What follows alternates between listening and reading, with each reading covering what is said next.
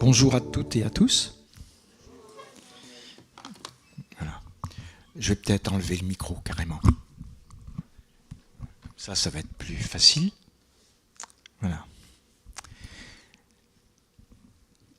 C'est dans le psaume 143 que j'aimerais vous conduire dans une lecture ce matin. Psaume 143. Et nous allons lire ce psaume en entier parce qu'il n'est pas tellement long. Et c'est bien de se pénétrer des paroles de ce psaume, car il y a beaucoup de choses à méditer. Mais bien sûr, nous allons quand même nous limiter ce matin. Donc, psaume 143. Psaume de David. Éternel, écoute ma prière. Prête l'oreille à mes supplications. Exauce-moi dans ta fidélité, dans ta justice. N'entre pas en jugement avec ton serviteur, car aucun vivant n'est juste devant toi. L'ennemi poursuit mon âme, il foule à terre ma vie, il me fait habiter dans les ténèbres comme ceux qui sont morts depuis longtemps. Mon esprit est abattu au-dedans de moi, mon cœur est troublé dans mon sein. Je me souviens des jours d'autrefois, je médite sur toutes tes œuvres, je réfléchis sur l'ouvrage de tes mains. J'étends mes mains vers toi. Mon âme soupire après toi comme une terre desséchée. Hâte-toi de m'exaucer, ô Éternel. Mon esprit se consume. Ne me cache pas ta face. Je serai semblable à ceux qui descendent dans la fosse.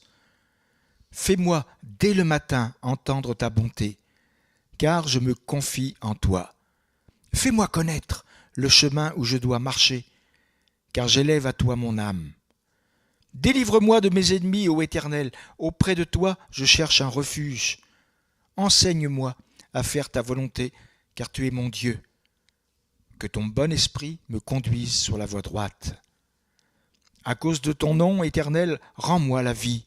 Dans ta justice, retire mon âme de la détresse. Dans ta bonté, réduis au silence mes ennemis, et fais périr tous les oppresseurs de mon âme, car je suis ton serviteur. Amen. La situation de David au moment où il écrit ce psaume n'était pas très reluisante. C'était même une situation particulièrement pénible, puisqu'il fuyait son fils Absalom, qui le poursuivait sans merci. Et David avait donc grand besoin d'être secouru par le Seigneur. Vous l'avez remarqué au travers de notre lecture, il y a un ton de supplication. Déjà, dès le verset 1er, « Éternel, écoute ma prière, prête l'oreille à mes supplications. » Mais si vous allez un peu plus loin, ça grandit. « Hâte-toi de m'exaucer, ô Éternel, mon esprit se consume. » Ne me cache pas ta face. Puis le verset 9 aussi, « Délivre-moi de mes ennemis, ô Éternel, auprès de toi, je cherche un refuge. » Il y a donc toutes sortes de requêtes qui sont exprimées par David. Et parmi ces requêtes, il y a celle qui va nous occuper ce matin. C'est celle du verset 8, où David dit « Fais-moi connaître le chemin où je dois marcher. » Alors souvenez-vous bien de ce verset ce matin, parce que nous allons essayer d'en faire un petit peu le tour. Fais-moi connaître le chemin où je dois marcher. Voyez-vous, mes frères et sœurs, cette prière, c'est le reflet d'une attitude intérieure. C'est une prière profonde. S'il fallait la qualifier, je dirais que c'est une prière de dépendance envers Dieu. Autrement dit, le psalmiste demande à être guidé dans sa vie. Et ça nous interpelle les uns et les autres ce matin, parce que nous aussi, nous avons besoin d'être guidés. Nous aussi, nous avons besoin d'être dirigés par Dieu. Et cette prière est donc le reflet de ce que doit être notre vie avec le Seigneur. Elle exprime quelque chose d'important pour les chrétiens que nous sommes. Et ce qui est important, c'est que le Seigneur lui-même, notre Seigneur Jésus-Christ, nous ouvre la voie. Parce que quand on considère cette prière, fais-moi connaître le chemin où je dois marcher, on ne peut pas s'empêcher de penser à Jésus. Il aurait pu lui aussi faire cette prière. Fais-moi connaître le chemin où je dois marcher. Et c'est donc comme une perche que le Seigneur nous tend ce matin. Il attend de nous que nous cultivions une relation étroite avec lui. Vous savez que l'apôtre Paul, dans son épître aux Romains, nous dit que nous sommes devenus une même plante avec Jésus. Alors soyons cohérents. Si nous sommes devenus par le baptême une même plante avec Jésus, eh bien telle attitude il a eue, telle attitude nous devons avoir. C'est logique. Et il est bon justement de voir, c'est ce qui va nous occuper maintenant, quelles sont les différentes attitudes qui sont reflétées dans cette prière. Fais-moi connaître le chemin où je dois marcher. La première attitude que j'aimerais souligner, c'est une attitude de foi, évidemment. Je ne vois pas comment on pourrait demander au Seigneur de nous faire connaître le chemin où nous devons marcher si on ne le fait pas par la foi. Or, considérons Jésus. Jésus, le souverain sacrificateur, Jésus, le consommateur de la foi, comme le dit encore l'Épître aux Hébreux, eh bien Jésus, le premier, a eu une attitude de foi. Quand nous lisons les évangiles, nous voyons bien que le doute n'a jamais effleuré Jésus. Pensez par exemple à son attitude devant le tombeau de Lazare. Il a affaire là à quelqu'un qui est mort depuis 4 jours et qui sentait déjà, nous dit la Bible. Et devant le tombeau de Lazare, il va ordonner à Lazare de sortir du tombeau et ce miracle va avoir lieu. C'est extraordinaire ce que le Seigneur a fait ce jour-là. Mais avant d'opérer le miracle, il s'est adressé à son Père et il a dit « Pour moi, je sais que tu m'exauces toujours. » Pas de doute, hein? Je sais que tu m'exauces toujours. Mais j'ai parlé à cause de la foule qui m'entoure, afin qu'ils croient que c'est toi qui m'as envoyé. Et c'est ainsi que notre Seigneur se laissait diriger par le Père. Et quand nous regardons quelle est notre vie ce matin, eh bien, sachons que nous-mêmes, nous devons nous laisser diriger par Dieu. Chaque fois que nous prononçons cette prière, fais-moi connaître le chemin où je dois marcher, il faut qu'il y ait cette conviction que le Seigneur sait déjà quel est le meilleur chemin pour nous. Un chemin dans lequel nous allons trouver l'épanouissement, la plénitude. Et ce chemin, bien sûr, c'est toujours le chemin de la volonté de Dieu. Oh, ayons à cœur, mes frères et sœurs, de faire la volonté de Dieu. Souvenez-vous d'Israël, après sa sortie d'Égypte. Malheureusement, à cause de son incrédulité, Dieu, au lieu de lui faire emprunter le chemin le plus proche, celui du pays des Philistins, lui a fait faire un détour par le chemin du désert vers la mer Rouge. C'est ce qui est écrit dans le livre de l'Exode. Mais ce séjour de 40 ans au désert, c'est quand même incroyable, est dû à ce détour. Un détour qui s'est prolongé en un séjour de 40 ans au désert. Donc nous avons besoin d'avoir une attitude de foi, nous aussi. Alors vous pourriez me dire, mais comment adopter cette attitude de foi? Eh bien, en allant chercher déjà le conseil de la parole de Dieu. C'est un conseil souverain, celui de la parole de Dieu. Parce que là, chaque fois qu'on ouvre la Bible, disons-nous bien qu'on est dans le surnaturel de Dieu. Ce n'est pas n'importe quel livre que nous ouvrons. Ce n'est pas n'importe quel livre que nous méditons. Et la parole de Dieu peut résonner d'une manière très claire à nos cœurs. Alors, ça peut se faire simplement au cours d'une lecture programmée, quand nous avons décidé de faire une lecture cursive de la parole de Dieu, et on tombe sur tel chapitre, sur tel verset. Voilà, ça se fait naturellement. Mais ça peut se faire aussi d'une manière très, très surnaturelle. J'aime bien ce qui est écrit dans le livre d'Ésaïe au chapitre 30 à ce sujet. Tes oreilles entendront derrière toi la voix qui dira « Voici le chemin, marchez-y, car vous iriez à droite ou vous iriez à gauche. » Et la parole de Dieu, elle est extraordinaire parce qu'elle peut nous percuter à n'importe quel moment. Alléluia. Elle peut faire revenir à la surface de notre cœur un verset que nous avions laissé de côté peut-être depuis pas mal de temps. Et voilà que tout à coup ça revient à la surface. Et n'oubliez pas le merveilleux message de l'Épître aux Romains, chapitre 10, verset 17. La foi vient de ce qu'on entend, et ce qu'on entend vient de la parole de Christ. Littéralement, ce qu'on entend au travers de la parole de Christ. Ce n'est pas ce qu'on entend partout, parce qu'on peut entendre tout et n'importe quoi.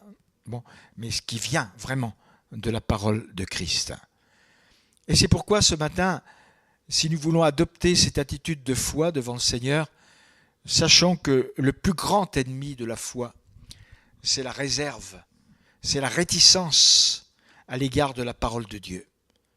Or, la volonté du Seigneur, c'est que nous accueillions avec simplicité sa parole et que nous soyons suffisamment souples, suffisamment dociles pour la recevoir. Il y a ce verset magnifique du psaume 32 qui nous le rappelle. « Je t'instruirai et je te montrerai la voie que tu dois suivre. Je te conseillerai, j'aurai le regard sur toi. » Et vous vous souvenez de ce qui est écrit après ? Ne soyez pas comme un cheval ou un mulet sans intelligence. On les bride avec un frein ou un mors dont on les part afin qu'ils ne s'approchent point de toi. Mais nous voulons manifester cette intelligence spirituelle et nous approcher de Dieu et nous laisser instruire par lui. Le laisser nous montrer la voie que nous devons suivre. Faire confiance au Seigneur, qui a sur les événements de notre vie le recul que nous n'avons pas.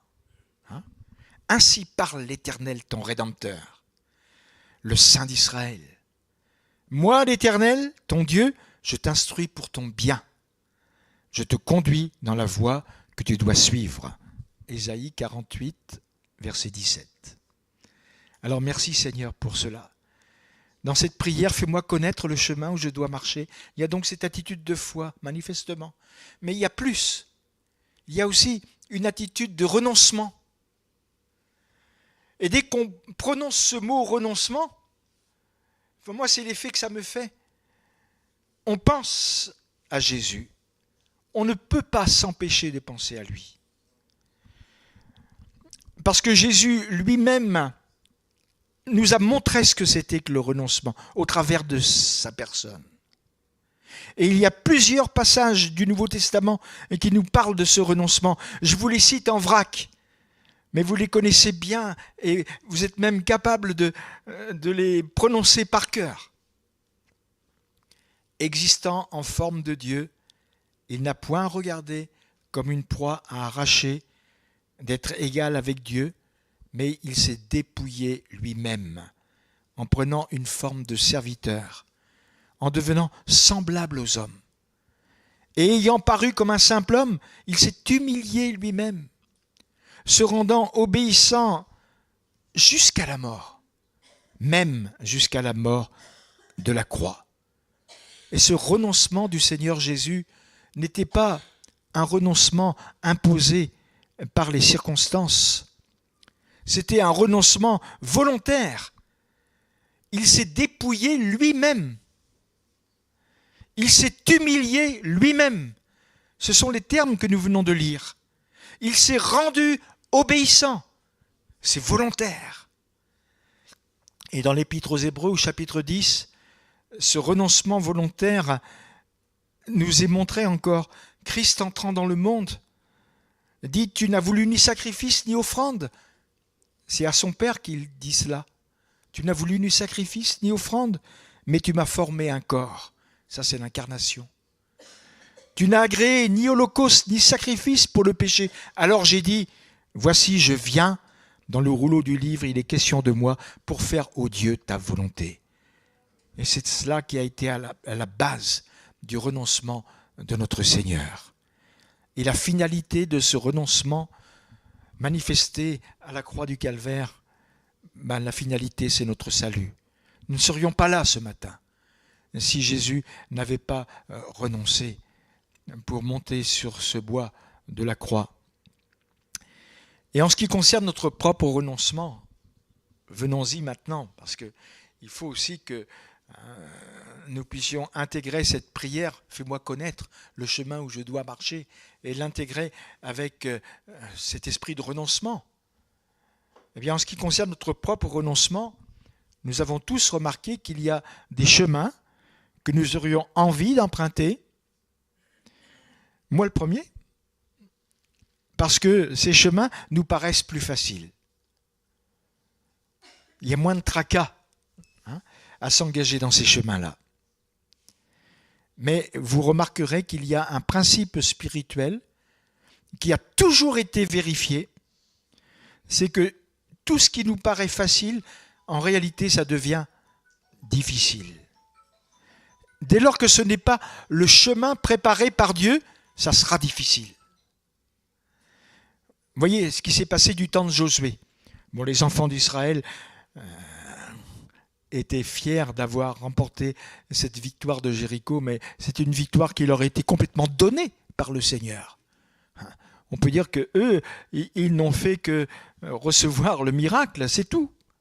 C'était donné par le Seigneur. Mais ils se sont un petit peu enorgueillis de cela et ils ont exploré la ville d'Aï. Et leur point de vue est tout à fait significatif. C'était beaucoup plus petit, Aï.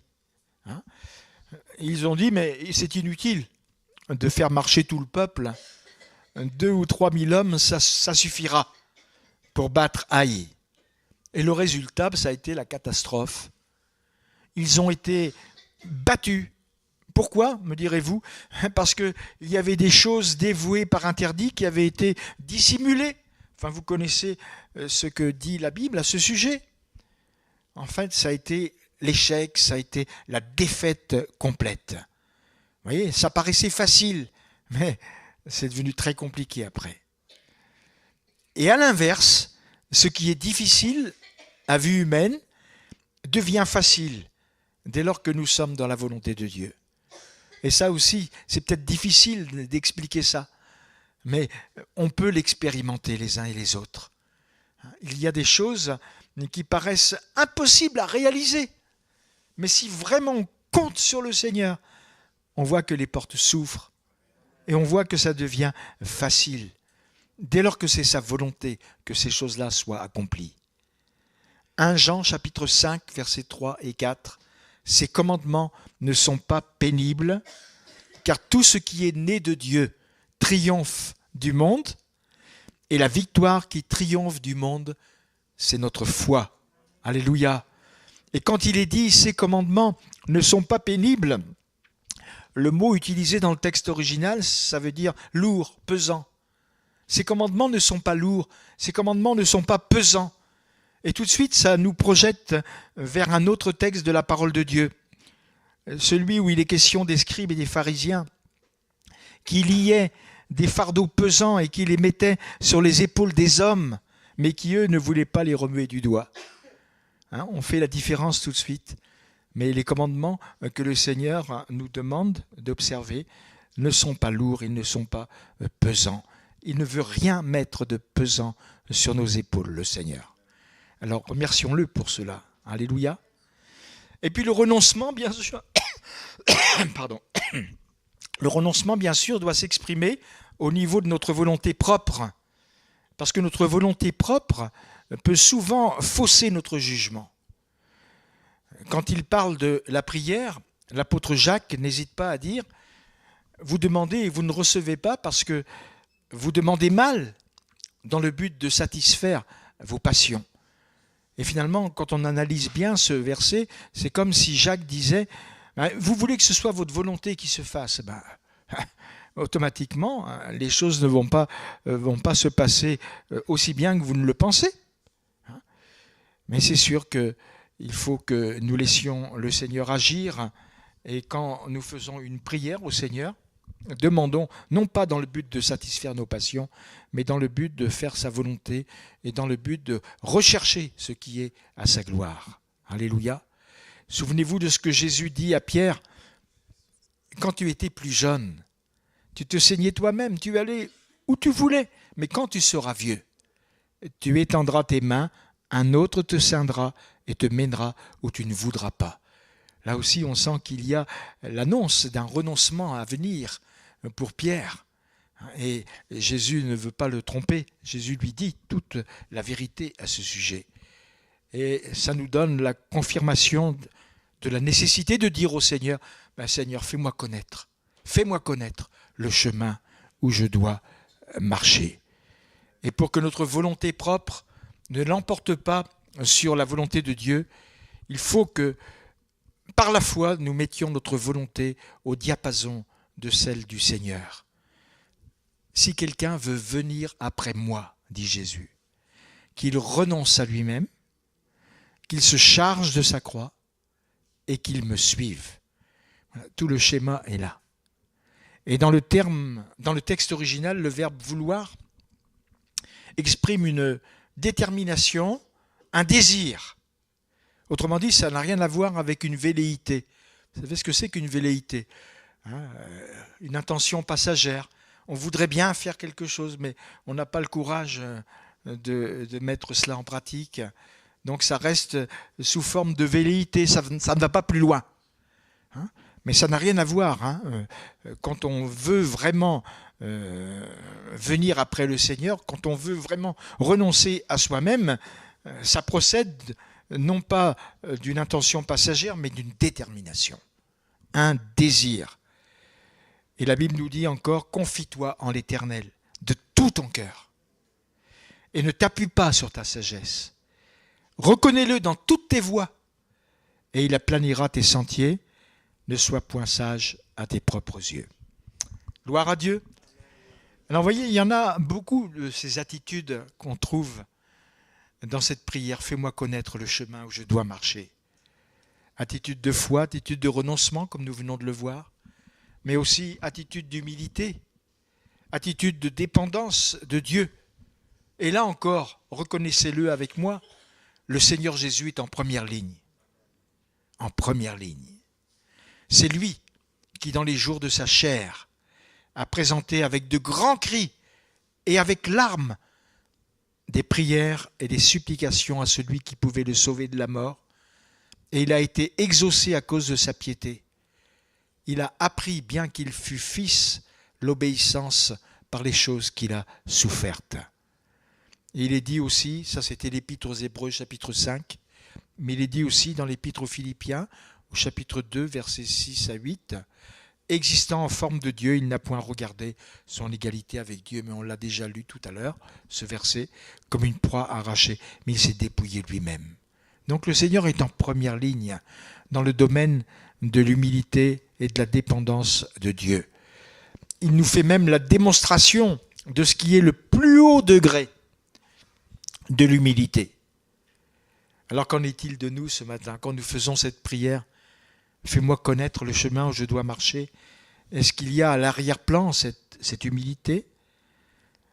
Alors j'aimerais vous donner une petite explication grammaticale là cette fois. Fais-moi connaître le chemin où je dois marcher. Vous savez, quand le verbe faire est suivi d'un infinitif, ça exprime une cause. C'est comme si David disait, c'est grâce à toi que je peux connaître le chemin où je dois marcher. Fais-moi marcher. Fais-moi connaître le chemin où je dois marcher. Autrement dit, ce n'est pas moi qui peux marcher de moi-même, mais j'ai besoin que ce soit toi qui prennes les rênes. Fais-moi connaître le chemin où je dois marcher. C'est un petit peu, vous savez, comme l'enfant, le jeune enfant, qui dit à son papa, un passage clouté là, fais-moi traverser. Parce qu'il sait très bien que lui-même, il n'a pas la capacité de choisir le bon moment pour traverser. Donc il fait confiance à son papa. C'est la même chose. Et je crois, mes frères et sœurs, qu'il est bon de réaliser que nous ne pouvons rien faire sans le Seigneur. D'ailleurs, il nous l'a dit, hein, sans moi, vous ne pouvez rien faire. Et c'est pourquoi nous avons besoin de discerner le chemin de sa volonté. Alors attention, hein, quand nous disons au Seigneur, fais-moi marcher, fais-moi connaître le chemin où je dois marcher, ça ne supprime pas l'initiative qui nous revient, hein, parce que c'est quand même nous qui allons marcher sur le chemin. Et c'est là tout le dilemme du chrétien, finalement. Parce qu'on voudrait, à certains moments, que le Seigneur nous impose. Comme ça, il n'y a pas de problème. Hein, que le Seigneur nous impose le chemin à suivre. Mais cela, il ne le fera jamais. Et vous savez pourquoi ? Parce qu'il respecte notre liberté. Il respecte notre libre arbitre. Et à cause de ce libre arbitre qu'il nous a donné, il ne décidera pas à notre place. Il sera là, si nous faisons appel à lui, mais il ne décidera pas à notre place. C'est un petit peu comme lorsque les disciples se trouvaient au milieu du lac de Galilée, et le Seigneur était allé sur la montagne pour prier. Il va les rejoindre à 3 heures du matin. Et ils ont eu peur. Hein. Bon, ils ont eu peur, ils ont cru que c'était un fantôme. Vous vous souvenez de ce passage de la parole de Dieu ? Et la Bible nous dit simplement ce petit verset, « Il parut vouloir aller plus loin ». Alors on peut se poser la question, mais c'est quand même bizarre ça. Pourquoi le Seigneur ne va pas directement dans la barque ? Non, parce qu'il voulait qu'on fasse appel à lui, hein, qu'on reconnaisse avoir besoin de lui. Donc il ne s'impose pas. Et je crois que le Seigneur a cette délicatesse de ne jamais s'imposer dans notre vie, parce qu'il veut que ce que nous faisons soit fait de bon cœur. C'est très important. Et le meilleur moyen d'emprunter le chemin, le bon chemin, c'est d'implorer avec humilité l'aide de Dieu. Fais-moi connaître, Seigneur, le chemin où je dois marcher. Gloire à Dieu. Et puis il y a, je crois aussi, dans cette prière, une attitude responsable. Jésus était conscient de la mission qui lui était confiée par son Père. Et quand les pharisiens viennent lui dire, par exemple, « Mais va-t'en, pars d'ici, car Hérode veut te tuer ». Et Hérode, c'était un morceau, hein. Autant vous dire, un homme cruel, sans foi ni loi. Hein. Qu'est-ce que va répondre Jésus quand on lui dit ça ? « Va-t'en d'ici, car Hérode veut te tuer ». Jésus répond, « Allez et dites à ce renard, voici, je chasse les démons et je fais des guérisons aujourd'hui et demain, et le 3e jour, j'aurai fini. Mais il faut que je marche aujourd'hui, demain et le jour suivant, car il ne convient pas qu'un prophète périsse hors de Jérusalem. » Vous voyez l'esprit de responsabilité. Jésus responsable, il savait que c'était son devoir. Il faut, dit-il, que je marche aujourd'hui, demain et le jour suivant. Et nous-mêmes, quand nous faisons cette prière au Seigneur, fais-moi connaître le chemin où je dois marcher, il me faut réaliser que l'accomplissement de la volonté de Dieu est primordial. Et que c'est un devoir que je dois accomplir. Parce que vous savez, la Bible nous présente toujours l'accomplissement de la parole de Dieu comme un devoir. Ce n'est pas quelque chose d'extraordinaire, hors du commun, mais c'est normal pour le chrétien de vouloir accomplir la volonté de Dieu. Mais vous savez aussi bien que moi, s'il existe un verbe dans ce monde qu'on a du mal à conjuguer, c'est bien le verbe devoir. Les gens parlent beaucoup plus de leurs droits que de leurs devoirs. Et pourtant, il y a bien des textes de la Bible qui nous parlent de notre devoir. Je vais vous en citer quelques-uns. Hein. Ecclésiaste, chapitre 12, verset 15, et à la fin de l'Ecclésiaste, hein, « Crains Dieu et observe ses commandements, c'est là « ce que doit faire tout homme ». Ah, Ce n'est pas, c'est là ce que pourrait faire tout homme. C'est là ce à quoi tout homme est appelé. Vous voyez, on pourrait faire ça d'une manière très nuancée, en arrondissant les angles. Mais déjà dans le texte, les angles sont arrondis. Parce que généralement, Louis II, c'est la traduction qu'on utilise le plus souvent. Mais Louis II, il arrondit déjà pas mal les angles. Alors c'est vous dire, si la parole de Dieu, elle est beaucoup plus directe que ça. C'est là ce que doit faire tout homme. Mais on peut déjà s'arrêter là. Maintenant, on va dans le Nouveau Testament. 1 Thessaloniciens, chapitre 4, verset 1er. Vous avez appris de nous comment vous devez vous conduire et plaire à Dieu. Là aussi, l'apôtre Paul parle d'une manière directe. Et dans l'épître aux Romains, c'est la même chose. Romains chapitre 13, verset 7. Rendez à tous ce qui leur est dû. L'impôt à qui vous devez l'impôt, le tribut à qui vous devez le tribut, la crainte à qui vous devez la crainte, l'honneur à qui vous devez l'honneur. Alors quelqu'un pourrait me dire ce matin, oui, je suis d'accord avec vous, mais quand même, la grâce de Dieu nous permet de faire la différence entre ce qui est fait uniquement par devoir et ce qui est fait avec joie, de bon cœur et spontanément. Et là, je suis tout à fait d'accord avec vous, si vous me disiez cela. C'est vrai, il faut faire la différence. Il y a quand même une nuance.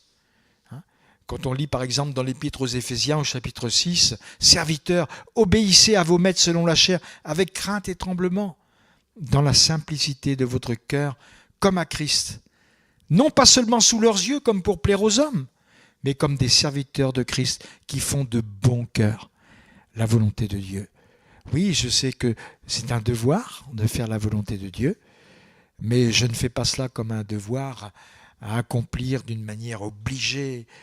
Et je ne suis pas là en train de maugréer et de faire ça à contre-cœur, mais au contraire, je veux le faire comme pour le Seigneur, parce que c'est pour le Seigneur que je veux aller jusqu'au bout dans cette attitude.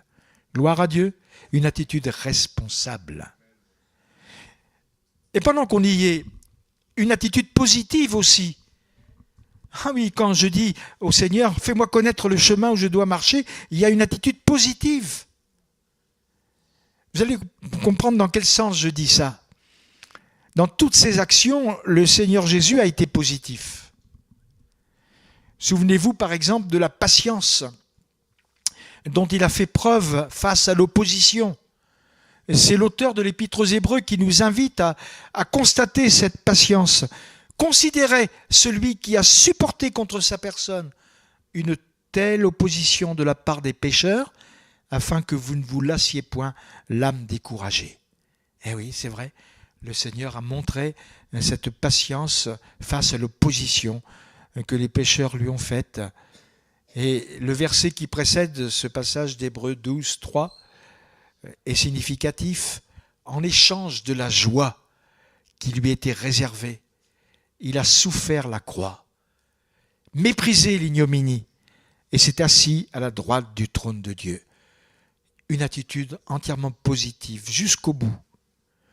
Et nous-mêmes, quand nous faisons cette prière, fais-moi connaître le chemin où je dois marcher, nous devons envisager les choses avec cette attitude positive. Alors je m'explique maintenant. Nous n'utilisons pas de formule négative en demandant à Dieu, par exemple, de nous faire connaître le chemin où nous ne devons pas marcher. Parce qu'après tout, nous pourrions prendre les choses dans ce sens-là. Fais-moi connaître le chemin où je ne dois pas marcher, Seigneur. Mais je crois qu'il faut aller plus loin. Il faut carrément être positif. Parce que quand nous nous engageons avec le Seigneur, nous ne pouvons pas envisager la vie avec lui seulement sous l'angle des erreurs à éviter.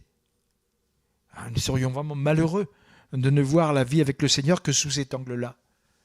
Et nous aurions du mal à avancer. Mais nous restons positifs.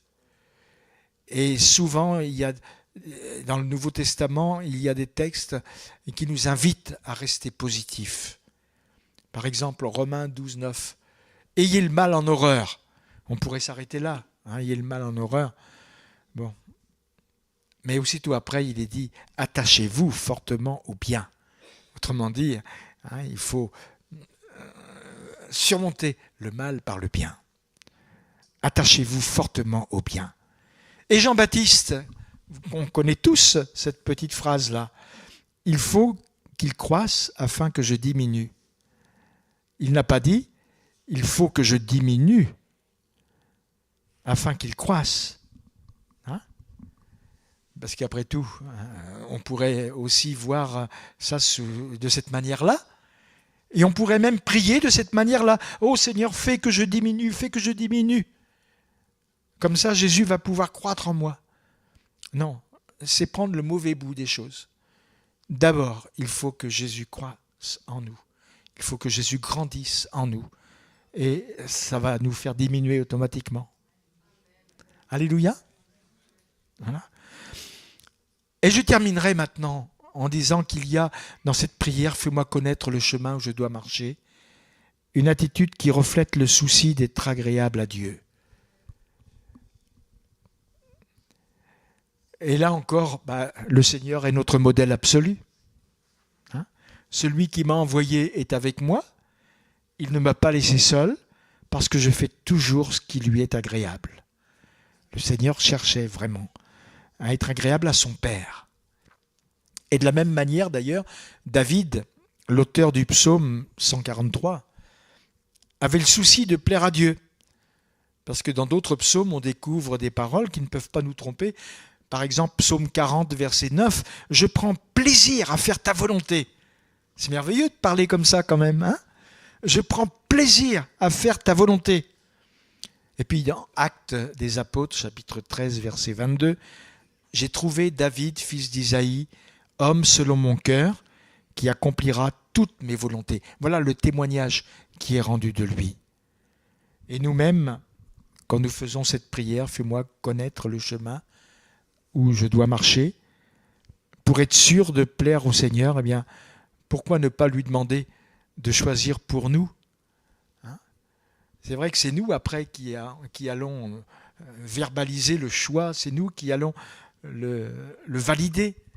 Mais pourquoi ne pas demander au Seigneur à la base de choisir pour nous ? C'est l'attitude la plus sûre.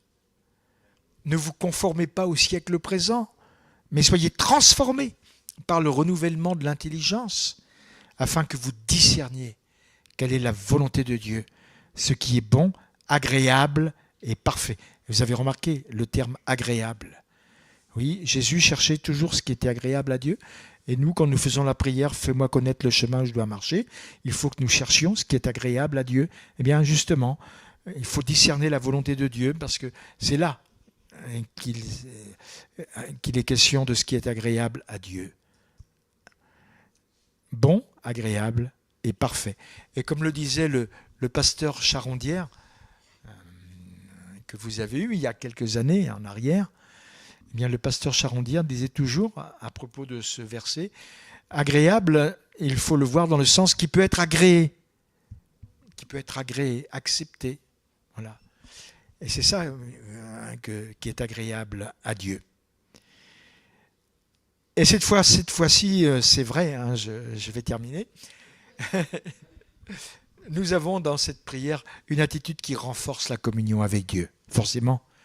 Si je prends à cœur de dire à Dieu, fais-moi connaître le chemin où je dois marcher, ça va me faire grandir dans la communion avec lui. D'ailleurs, pendant tout le temps de son ministère terrestre, on voit que Jésus est constamment en communion avec son Père.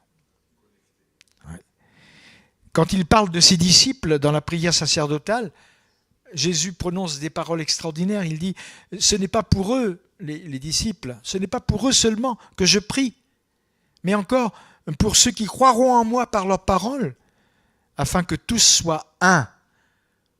Comme toi, Père, tu es en moi, et comme je suis en toi, afin qu'eux aussi soient un en nous, pour que le monde croie que tu m'as envoyé. Tout cela nous parle de cette communion intime qui existait entre le Fils et le Père. Et cette communion intime qui doit exister entre nous et le Fils, et du même coup, entre nous, le Fils et le Père. Alors merci Seigneur de nous montrer tout cela. Je leur ai donné la gloire que tu m'as donnée, afin qu'ils soient un, comme nous sommes un, moi en eux et toi en moi, afin qu'ils soient parfaitement un, et que le monde connaisse que tu m'as envoyé et que tu les as aimés comme tu m'as aimé. Chaque fois que nous prononcerons cette prière, fais-moi connaître le chemin où je dois marcher, nous approfondirons notre relation avec Jésus. Et cet approfondissement aura lieu tout au long de notre marche avec Dieu, dès lors qu'il y a cette obéissance à sa volonté. Nous avons tous à la mémoire aussi les paraboles du Nouveau Testament, en particulier la parabole des talents, où il est question de ce maître qui dit à celui qui a fait valoir 5 talents et aussi à celui qui a fait valoir 2 talents, c'est bien, bon et fidèle serviteur. Tu as été fidèle en peu de choses. Donc il y avait une communion entre le maître et ces serviteurs-là. Et ils ont agi d'une manière qui était agréable au maître, tandis que celui qui a enterré son talent dans la terre, mais lui, il n'avait pas du tout le souci d'être en communion avec le maître. Ce qui comptait pour lui, c'est de se tirer d'affaire, mais il considérait son maître comme méchant, donc il ne pouvait pas aller bien loin avec de tels principes. Mais nous voulons bénir le Seigneur pour la communion merveilleuse qu'il établit avec nous lorsque nous avons à cœur de faire sa volonté. Souvenons-nous de ce verset, « Quiconque fait la volonté de mon Père qui est dans les cieux, celui-là est mon frère et ma sœur et ma mère. » Conclusion. Vous voyez, quand on se penche sur ce grand sujet de la direction divine, parce qu'en fait, il s'agissait de cela ce matin. Fais-moi connaître le chemin où je dois marcher. Quand on se penche sur ce grand sujet de la direction divine, quand on se penche sur le sujet de l'accomplissement de la volonté de Dieu, eh bien, on discerne l'importance de cette prière.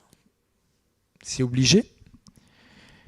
Et nous croyons aussi que Dieu donnera toujours un exaucement à cette prière.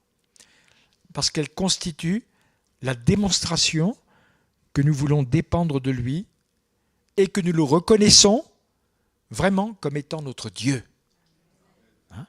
Dans le même psaume, psaume 143, vous l'avez certainement remarqué tout à l'heure, au verset 8, nous avons donc la prière qu'on vient de méditer, fais-moi connaître le chemin où je dois marcher, et verset 10, enseigne-moi à faire ta volonté, car tu es mon Dieu. Tout est là. Tout est là. Si vraiment nous n'étions pas conscients de notre appartenance au Dieu vivant et vrai, nous ne pourrions pas prononcer un seul mot de cette prière.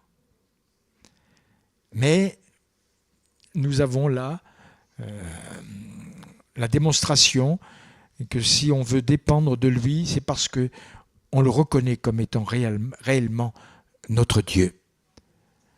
Soyons donc encouragés par cette perche qui est tendue par notre Dieu ce matin. Et je voudrais vous citer ce verset juste en conclusion de la conclusion. On l'a déjà cité tout à l'heure, mais on va le lire ensemble. On va le prononcer ensemble, plus exactement. Vous êtes d'accord ? Je vais aller tout doucement. On le répétera 2 fois s'il le faut.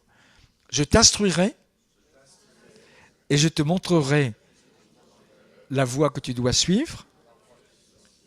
Je te conseillerai. J'aurai le regard sur toi. Allez, encore une fois, d'accord ?